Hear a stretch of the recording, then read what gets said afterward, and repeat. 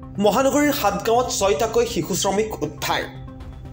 শিশুসকল আমাৰ দেশৰ ভৱিষ্যত, কিন্তু তাৰ পাছতো একাংশ লোকে শিশুসকলক ব্যৱহাৰ কৰি আহিছে শ্ৰমিক হিচাপে। বিভিন্ন ধৰণৰ প্ৰতিষ্ঠান, ফেক্টৰী, হোটেল ইত্যাদিত প্ৰায়ে দেখিবলৈ পোৱা যায় শিশু শ্ৰমিক। কোনো শিশুৱে যদি পিতৃ মাতৃক হেৰুৱাই ধনৰ অভাৱত বাধ্য হয়, আন কোনোবাই কাৰোবাৰ চাপৰ বলি হৈ শ্ৰমদান কৰিবলৈ বাধ্য হয়। তাৰ মাজতে আজি গুৱাহাটীৰ হাটগাঁৱত ৬টাকৈ শিশু শ্ৰমিক উদ্ধাৰ কৰা হয়। এটা বিশেষ ঘটনা। শিশুসকলক লৈ সমাজত বিভিন্ন সময়ত বিভিন্ন সমস্যা সৃষ্টি হয়।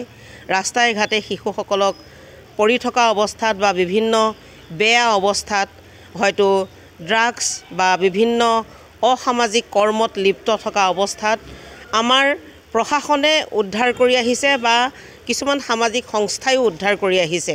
প্ৰশাসনৰ তৰফৰ পৰা আজি কেইজনমান শিশুক উদ্ধাৰ কৰি অনা হৈছে আৰু উদ্ধাৰ কৰি আনিছে আমাৰ ৰাজ্যৰ লেবাৰ কমিশ্যনৰ তৰফৰ পৰা। এয়া আমাৰ লগত আছে লেবাৰ কমিশ্যনৰ এগৰাকী বিষয়া, লেবাৰ কমিশ্যনৰ ইনস্পেক্টৰ এগৰাকী। আমি এতিয়া তেখেতৰ লগত সেই সম্পৰ্কে শিশুসকলক কেনেকৈ ক'ৰ পৰা ৰেস্কিউ কৰা হৈছে, কেনেকৈ তেওঁলোকক অনা হৈছে সেই সম্পৰ্কে কিছু কথা বতৰা আমি পাতিব বিচাৰিছোঁ আৰু আপোনালোকৰ কাৰণেও এটা প্ৰশ্নৰ অৱতাৰণা আমি আগবঢ়াব বিচাৰিছোঁ যে এনেধৰণে শিশুসকলে কিয় সদায় পিতৃ মাতৃ বা সমাজৰ অৱহেলাৰ বলি হৈ আহিছে।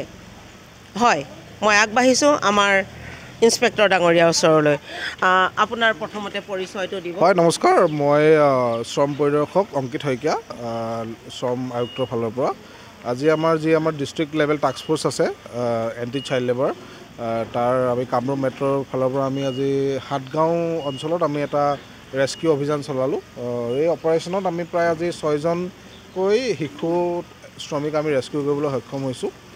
বিভিন্ন ধৰণৰ তেওঁলোকে জেগাত কাম কৰি আছিলে, ধৰক গেৰেজত বা তেনেকুৱা দোকান, ডেম্পতো আমি পাইছোঁ দুজনকৈ। তো এইখিনি আমি আজি ৰেস্কিউ কৰিছোঁ। হয়, একচুৱেলি কথাটো এনেকুৱা যে এই যে আপোনালোকে ৰেস্কিউ কৰিলে, এতিয়া কথা হ'ল কি, এই যে চাইল্ড লেবাৰ অৰ্থাৎ শিশু শ্ৰমিকসকলক এনেধৰণে বিভিন্ন অনুষ্ঠানে বিভিন্ন ব্যক্তিয়েও ব্যৱহাৰ কৰি আহিছে, অথচ হয়তো চাইল্ড লেবাৰৰ বিভিন্ন উন্নয়নমূলক ব্যৱস্থা চৰকাৰে বিভিন্ন সময়ত ঘোষণা কৰি আহিছে বা সেই সম্পৰ্কে কাম কৰিবৰ কাৰণে বিভিন্ন বিভাগো আছে। কিন্তু তথাপিতো আমি এই যে আজি হয়তো ৮-১০টা ল'ৰা ধৰিলোঁ, কিন্তু কিমান হাজাৰ হাজাৰ ল'ৰা বা ছোৱালী ঘৰে ঘৰে বা সমাজৰ বিভিন্ন প্ৰতিষ্ঠানত আছে, তাৰ কিবা হিচাপ আছেনে আপোনালোকৰ হাতত? আমি যিহেতু এটা ইনফৰমেশ্যন লৈ কাম কৰোঁ, আমাৰ 1098 এটা ট'ল ফ্ৰী নাম্বাৰ আছে। সেই ট'ল ফ্ৰী নাম্বাৰতে মানুহবিলাকে ইনফৰমেশ্যনটো আমাক দিব পাৰে। আমাৰ নহ'লে বা ডাইৰেক্টলি তেওঁলোকে কমিশ্যনাৰেটতো জনাব পাৰে বা নহ'লে তেওঁলোকে পুলিচ ষ্টেচনতো জনাব পাৰে। তো প্ৰথম কথাটো হৈছে যি দোকান বা যেনেকুৱা ধৰণৰ থাকে তেনেকুৱাবিলাকত আমি ডাইৰেক্টলি গৈ ৰেস্কিউ কৰোঁ। আৰু মানুহৰ ঘৰত অকণমান আমাৰ আইডেণ্টিফিকেশ্যনৰ কাৰণে প্ৰব্লেম হয়, তথাপিও আমাৰ যিখিনি ভলণ্টিয়াৰ্ছ আছে, আমাৰ যিখিনি NGO আছে, তেওঁলোকে আমাক সহায় কৰে আৰু আমি ইনফৰমেশ্যন পোৱাৰ লগে লগে আমি এটা প্লেনিং কৰি আমি তেওঁলোকক ৰেস্কিউ উদ্ধাৰ কৰা হয়। হয়, এটা ভাল পদক্ষেপেই বুলি ক'ব লাগিব।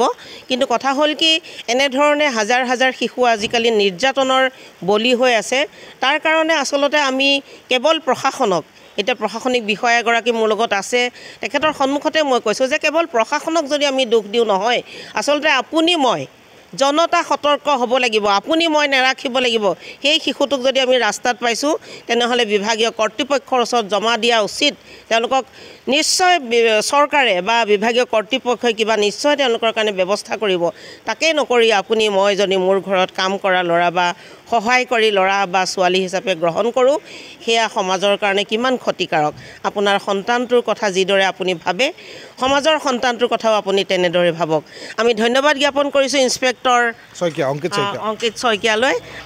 পুনৰবাৰ আশা ৰাখিম আপোনালোকে এনেধৰণে কাম কৰি যাওক আমাৰ সমাজৰ কাৰণে, আমাৰ দেশৰ কাৰণে, আমাৰ জাতিৰ কাৰণে। ধন্যবাদ। Thank U.